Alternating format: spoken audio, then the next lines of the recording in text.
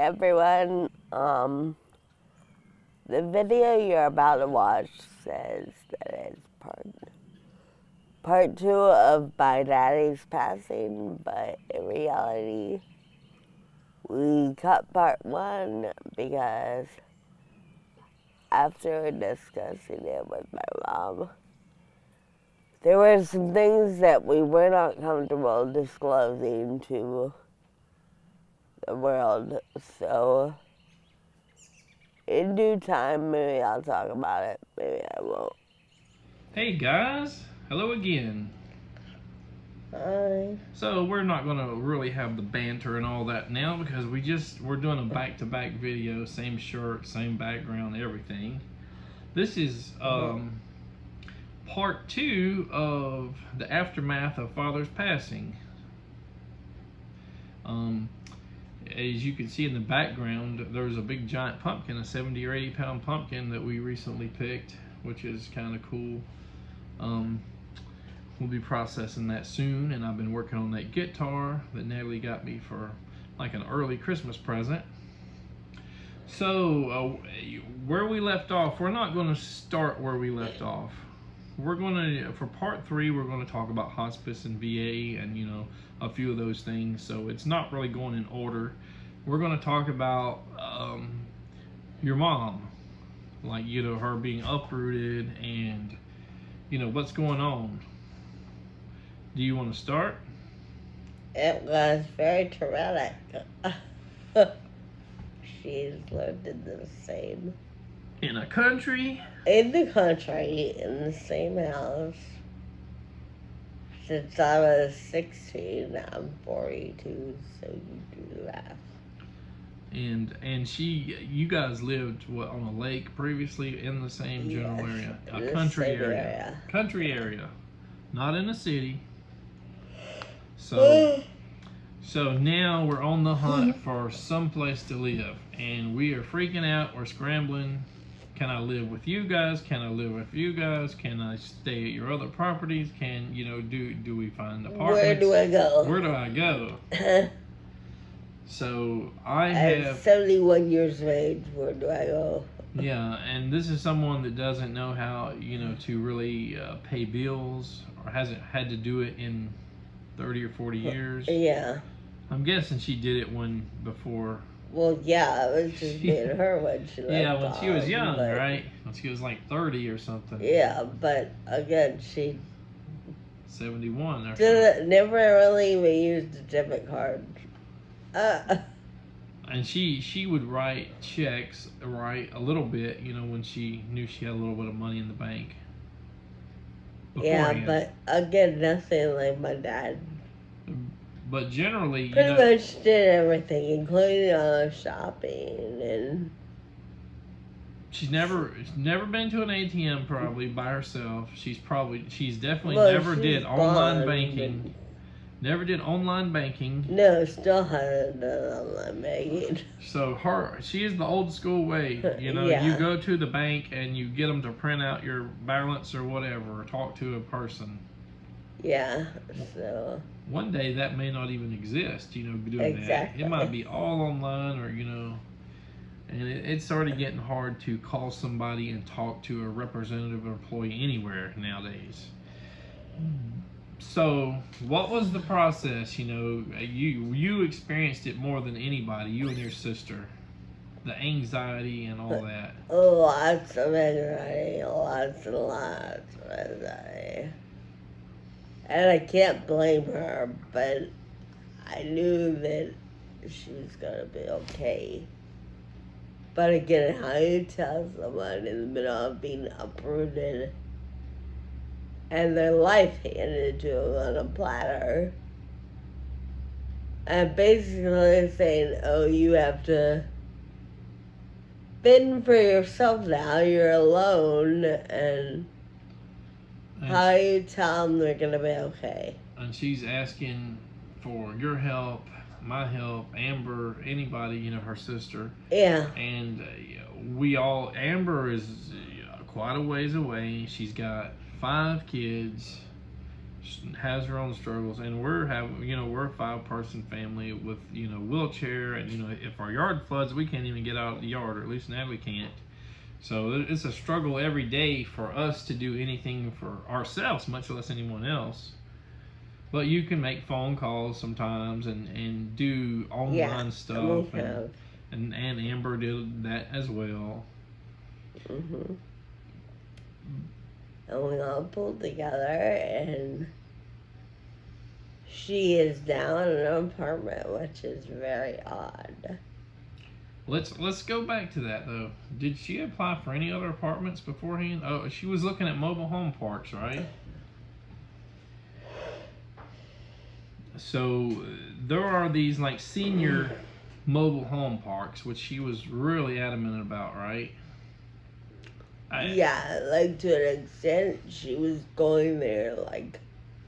But then, they have their own little associations or whatever. Rules and all that. Yeah, sometimes like, you are can't do sharply this, followed. You can't do that. You gotta live one animal, like. Has a dog and a cat that she would like die for, so that's not gonna work. And here's the thing about a lot of mobile home parks: they will bend the rules for you sometimes until something happens and they don't like you, or you do something they don't like, or make a complaint about something, and then they'll say you're breaking the rules, so you gotta go. So one particular park, you have to own your own mobile home, but you can't move it off or anything. You have to pay a lot rent, and this is I guess normal for a lot of mobile home parks, right? So you could go and buy a new mobile home. I bet they want to let her put a handicap ramp in. No handicap ramp, or everything. I would imagine painting your house and everything would have to be approved, right? So she has one cat. She had several cats, I guess, that passed away or something over time. Coyotes or something got one or two, maybe. But one animal policy, I guess, was just that was enough for her to say no. Yeah, getting her dog and her cat are like her children. And why would you pay $20,000, $30,000, $40,000 for a mobile home that's not really yours, because you can't? Yeah, exactly. You can't do anything but you own the mobile home. That to me is crazy. Yeah, and little tiny lots, probably maybe an 1/8 acre, maybe a 32nd of an acre. I'm not sure. Tiny little lots. Basically you got maybe one car that'll fit in the garage or two, and then you got a little single wide mobile home. But let's back up. Have a washer and dryer. No washer and dryer, and not really a hookup like the one I think I cold water, but not hot water, something like that. So. Like, why would you bother? And some people that are like transients, or that's not the word, right? They move around, that not transient, that'd be like homeless, right? But people that don't really call one single area home, they kind of just do stuff like that. They'll go buy this place and live there for 6 months or a year. They'll sell it to somebody else that's doing the same thing. They enjoy that lifestyle. They have their own little clubhouse and swimming pools and all, and they don't really. Little tiny yard, easy to mow, but it's not for everybody, that life. And you're so close to your neighbors, but you are in an apartment too. So, so let's back up. Before that, we were talking, or she was talking about buying a piece of property, a house or something, and I only want to spend such and such amount of money.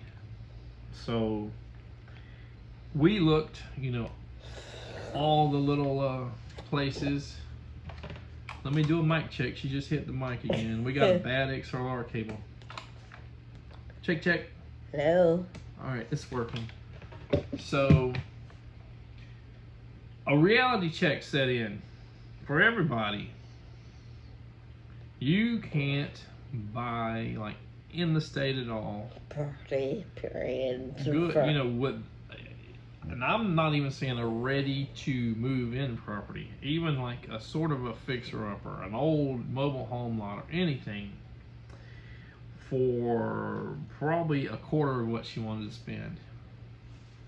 You know, and she really did not have enough money to move to Florida. She was already living in Florida. When they bought the property, they got, you know, that they had the short sale. They got a decent price on it, but not now. Yeah. So we look, you know, like the closest place might have been like Macon, Georgia, where she could afford her last older, like a brick home or something. Probably need a little bit of work, but she's not going to leave, you know, her daughters and family. Yeah. So back to apartment things. So you know, again, apartments, mobile home parks, they sometimes bend their own rules. Like they'll do a credit check. What if you have no credit? Well, you know, it probably on a case by case basis. You know, they look at things. They, you know, maybe the manager will see if they like your personality or like you or something, and they may just say, okay, you're fine. And it costs a lot of money to just get into an apartment. A lot. And she's not on Section 8 housing or anything like that. No. So this isn't like a slum apartment, but it is where like college students regularly go, and probably older veterans. You know, it's kind of a mixed match. Nobody, you know, that's like high class, middle, upper class, rich class would probably live there, but James Binks, but like back in the back where she is, it's older adults. And everyone's been there, like the people she's been friends with, for at least 5 years, at least, which says a lot. Coming from an apartment complex, like. So you have to pay like a $60 application fee. That's, I guess, you don't get back no matter what, right? No, I don't think. So they may run your credit check or whatever with that money. And then you have a big pet security deposit. Yeah. And then, was it security deposit, regular security deposit? They waived her pet deposit, though. Oh, I thought they charged her like $1,000. So, again, You ain't heard of a pet deposit to put that much money. Some of them were like $600. I think the one we looked at in Stark was like $600 or $500 per animal. It was on the paperwork. I don't think so. And then there was a normal security deposit of like $250. I think $250 is your highest. So. You need the comment, guys. I think you got a preference. You just remember this: if a pet destroys a wall or a carpet or anything, that's potentially thousands to replace that in an apartment. You know, and repainting and getting the smells and all out, just like cigarette smoke. And it can be worse because cigarette smoke generally isn't going to be, you know, people generally aren't going to put their ashes out on the floor. Although there are some nasty people that would do that, and I've known a few. But it costs a lot of money to just get in the door. You know, thousands. Mm-hmm. Yeah. What, 4,000 or 5,000 just to get in the door? And I don't know about all apartments, but this should be an affordable apartment complex. But with the way real estate and the prices of everything going up, and they say a lot of it has to do with insurance prices. You know, the landlord's insurance prices have increased like 3 or 4-fold or something. So this is city, not big city, but university city, right? All right, we're back. We had like a 5-minute coughing fit here. Natalie did. This is what makes it kind of like hard to keep pumping out videos, is, you know, a lot of the sickness and coughing and all this stuff. And when she's having breathing issues, reduced lung capacity and all, it makes it hard to get your breath to talk, especially at a decent pace sometimes. And sometimes you'll see on the video she's talking just fine, like speeding out like this. Can you talk like that? Okay, so the biggest fears, or the fears that your mama had for moving to a city. So probably first and foremost would be the car issue, like not having her friends right there in the neighborhood to work on her vehicle.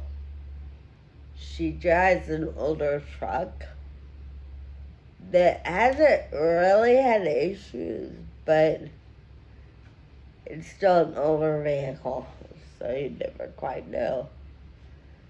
So that was her concern, although, like, Dan's been keeping up with the fluids and checking it, like, when he's around her and that kind of stuff, and she's had a couple other friends look at a few things, and she's been doing pretty good. And then... So she had a neighbor that was kind of checking up on her car and doing like little minor things, and he welded her muffler and all kinds of stuff, and she kind of thought that moving to the city means she was going to lose the ability to get help, but she can still go to that guy, right, that old neighbor, if she wanted to. And she have a fear of driving at night or in the city? She has cataracts. She can't drive at night. And so fear number 2, maybe like smog and smoke, and the city smells. So here's, I'll try to keep this without cutting it.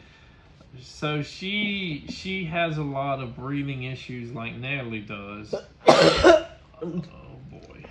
Did a good one that time. So she has a lot of breathing issues and stuff like asthma and stuff, and cold weather and everything just gets to her.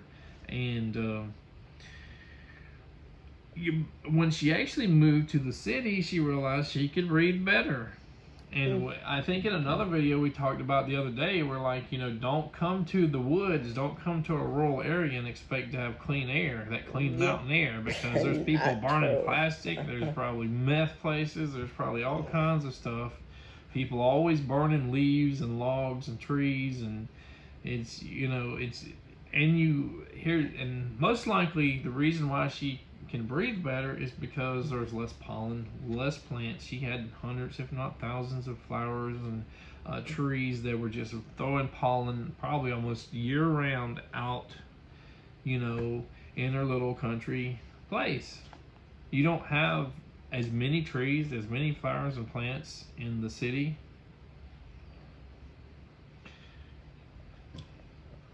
Although her landlords have been wonderful and put her back on a corner lot and basically gave her permission to decorate and do whatever she wants.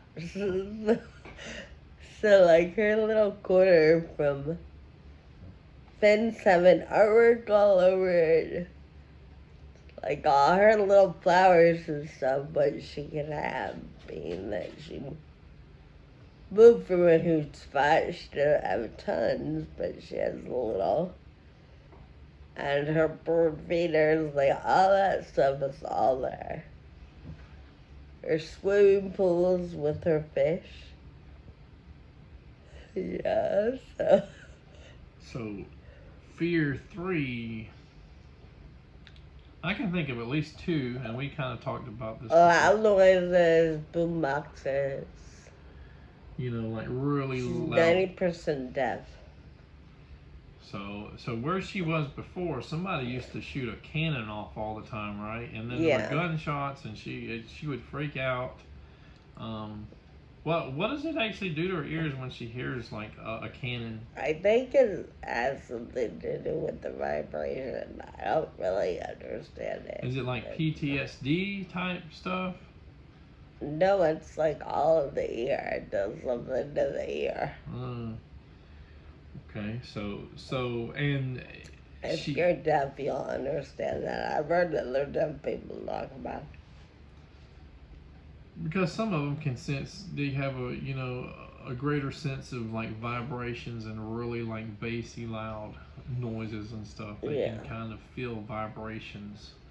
Um, so that was, for the most part, they don't really play like super loud music or anything over there, right? She said she heard it once or twice, and Yeah, I guess the complex behind her complex is like all college kids, and they've had a party there or something a couple times. and there are apartment complexes all around, like three or four or five, just all that encircle that kind of area. Like one of them's got at least one of them has a swimming pool, and I imagine parties and loud stuff sometimes. Okay, so I had it in my head what the other one was. What was the other fear? Oh, like her feet, like walking on the concrete, right? Oh, yes. So she's got plantar fasciitis. She said. Both knee surgery, she has a bad back, a bad hip. I guess she's 71 years old. And she has a constant fear of slipping on like the flooring, which it's pretty slippery, her floor, especially in the kitchen. She is afraid of that because it happened in public. So that's how she got really hurt. And when the kids are over there, if they drop an eraser or something really small there, she kind of freaks out. Oh, that could have put me in the hospital for a month, and so there's definitely a major fear about slipping and falling.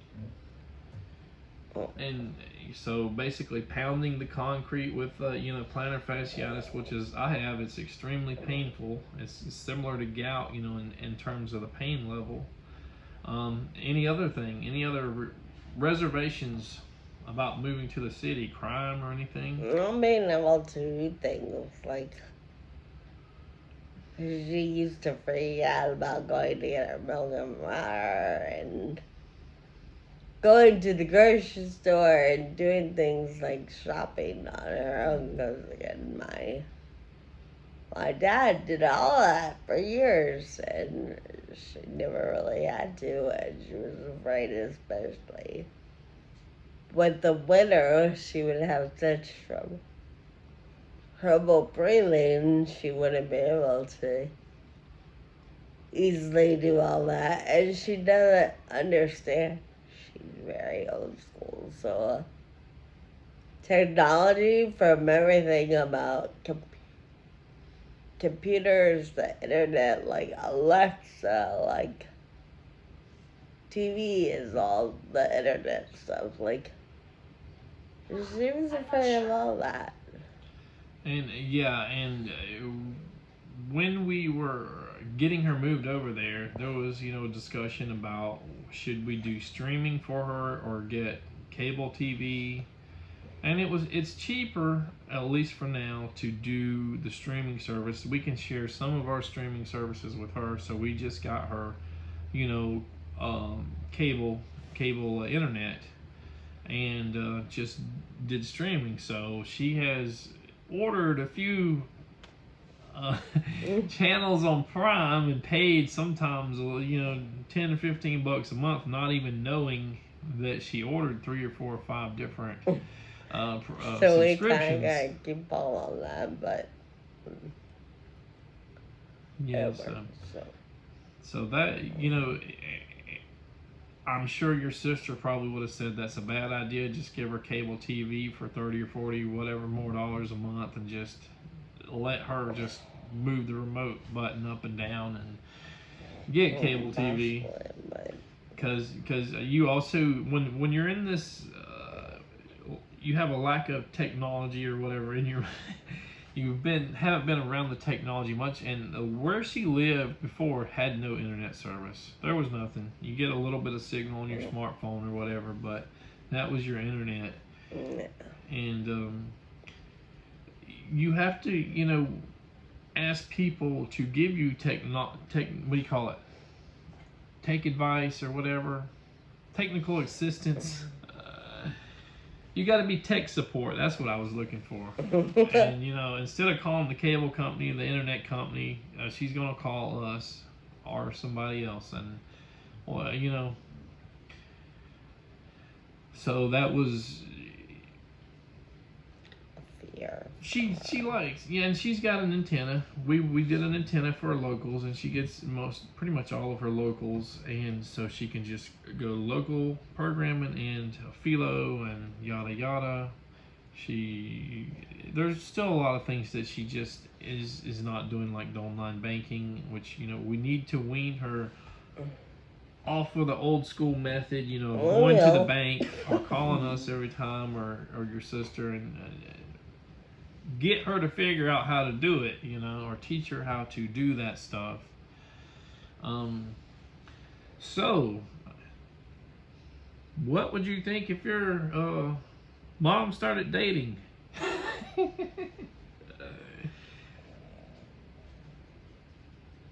She has met someone.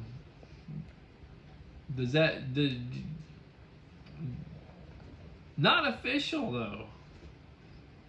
Not official, but are they just buddies? I don't know. Or could we hear wedding bells? I think there's gonna be wedding bells. So, I don't know. I'm okay with it. It's very strange.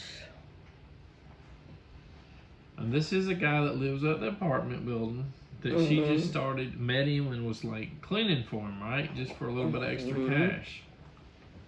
And they but just. now they're spending like almost a day together. And he's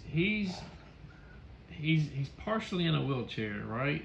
And he walks though. Well, he has. I don't really understand it. Because I guess he has vertigo. And he has a wheelchair he can use. But I don't think he does like 90% of the time. I don't know. Oh, so when he's like going grocery shopping? Yeah, like she roll him around, or he rolls himself no, around? he won't. Really? Walker? Nothing? No, the last few times he hasn't even used a walker.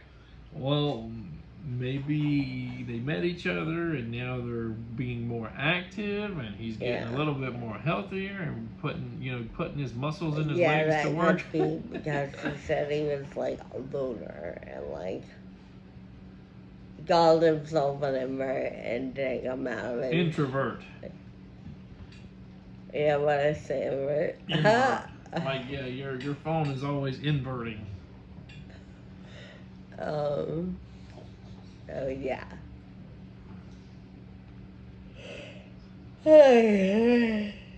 We haven't met him yet because when we were on our way to meet him, guess what happened? The van broke. The brakes went out. The lines broke. Just shot brake fluid all over the parking lot, and they stopped working. So that was our time to meet him, and we tried to get him to come to our Christmas thing, and do you even want to talk about this, or does it even matter? You might as well, because he is not the same religion as you and your mom. He's not a Muslim. He's not a Buddhist. What is he? Jehovah's Witness. He's a Jehovah's Witness. So your mom grew up Southern Baptist, and now she's like We're non-denominational. Or non-denominational. Born again Christians. And he, from what I gather, he's not quite ready to give up Jehovah's Witness, although it's kind of back and forth maybe, or thinking about it. Yeah, I think he's back and forth and kind of thinking about it. I think my mom maybe has brought new light to the subject matter. Like, and most likely there's no way your mom would marry him if he stayed a Jehovah's Witness, right? No. She better not. Yeah, you never know. I mean, you can say this is your principles and this is that, and I will not back down. But when it comes to love, or at least whatever, the little butterflies in your stomach, and being so long, almost 40 years being with one person, and now being alone, you never know how you're gonna respond. And do you think it would be wrong if she married him, being a Jehovah's Witness, without him like denouncing it or whatever? Yes, I do. No, even on that, because I don't want to get haters lying and start. Yeah, I mean, I've known a lot of Jehovah's Witnesses around here, and I'm gonna say something that might even not intentionally offended anybody, but there's a family around here that I grew up with. They don't celebrate birthdays. They don't celebrate any kind of like gift exchanges. They don't salute the flag, at the school. And some of them know the Bible from beginning to end, or seem to. I mean, they're very strong. I don't want to say Christians, because they think of themselves as Christians, but there's also another part that most Christian denominations do not believe in and like. There's Leah Remini did like a special, I think, on Jehovah's Witness after she did like the Church of Scientology thing, and called it kind of like a cult, which if you look at the documentaries and the stuff about it, it definitely seems that way. Yeah. But these people, they would eat like live insects.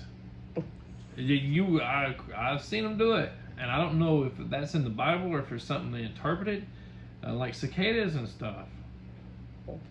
I've seen them do it.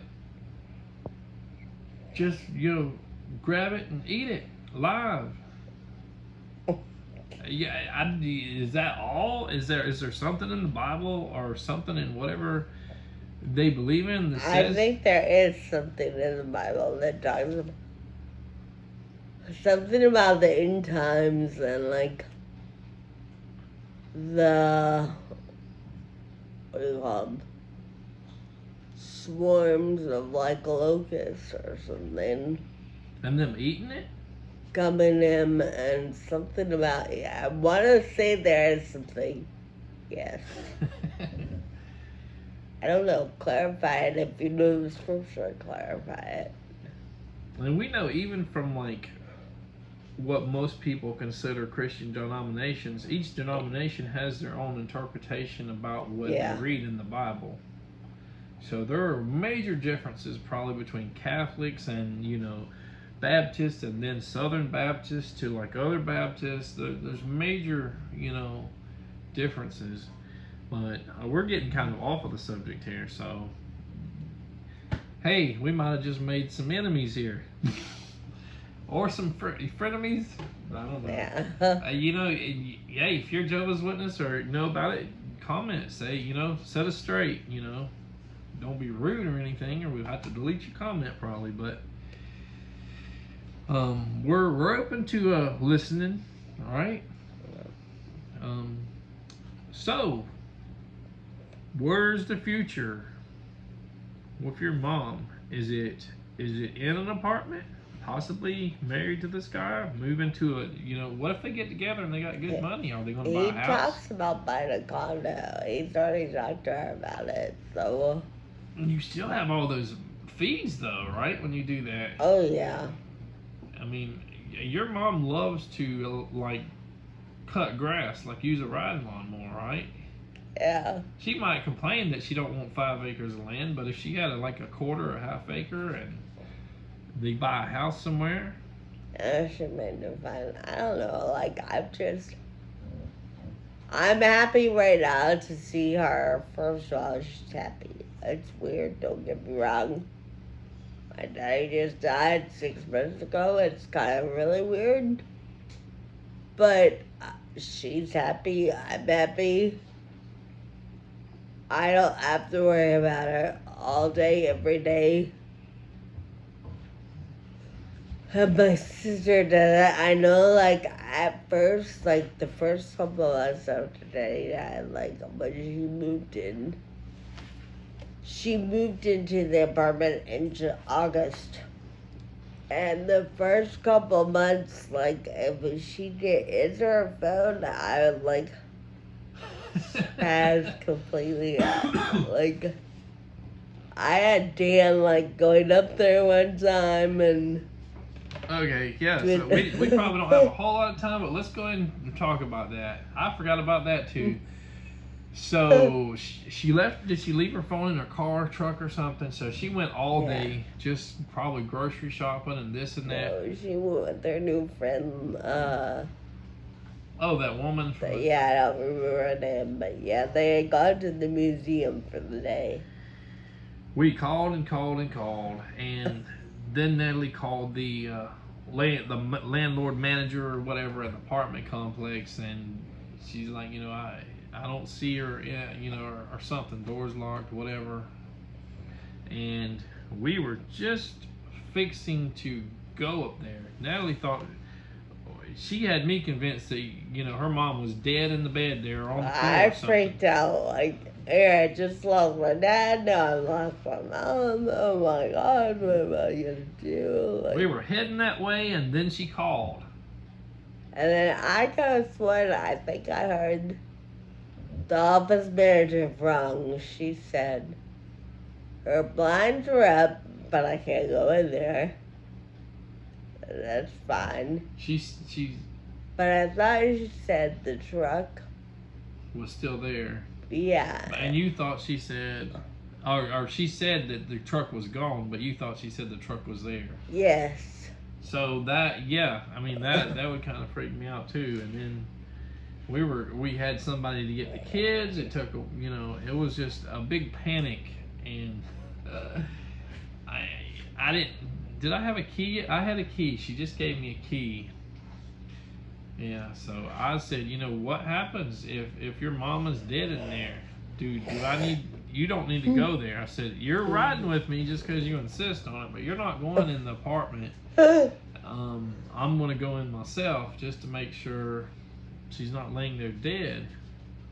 Because it had been a long time, so yeah, so it completely spazzed me out. So,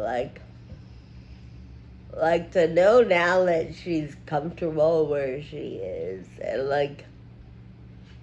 I don't gotta worry about her. Like, for instance, yesterday, my little boy has his first loose tooth.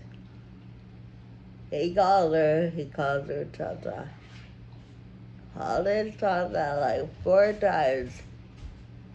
She never answered, so I was like, oh, she's probably with her new friend. And she was.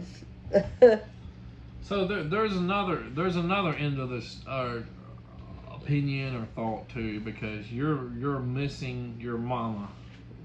Your mama was lonely, and now you're kind of lonely for your mama. Yeah, to an extent, that's where I'm kind of I'm super happy, and that she's got a new person, possibly, and, she's safe and she's comfortable, but at the same time, I kind of miss the fact that I can't just pick up the phone and call her, whatever, and her be there. Or be available. I don't know, yeah, it just seems... Hey, my friend's here, I'll talk to you later. Yeah, exactly. It's kind of like when you're with your friends in high school, and one of them starts dating someone, and they forget you. So, I don't know. I love you, Mom, because I know you're watching. But yeah. Yeah, and you said she's kind of acts like a little schoolgirl, being kind of giddy and like this is her first time. Yeah, she's very giddy, and even for that, very weird to me. Like, I've never seen that side of my mom, so it's very odd. But he seems really nice, and I don't know. I'll go with the flow, I guess. And his nickname is Santa Claus. Santa Claus. Because he kind of, from the pictures I've seen, he kind of looks like Santa Claus. Yes.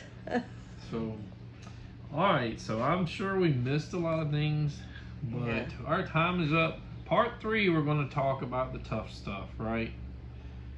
Probably be another day. We're not going to shoot back to back to back. We're going to just do these 2 today. I don't know when they're going to be uploaded, or how many days apart, because these are long videos. But part 3 will be about hospice, the VA issues, and his Veterans Memorial at the hospice. All right. I like this video. Subscribe to my channel. Take care.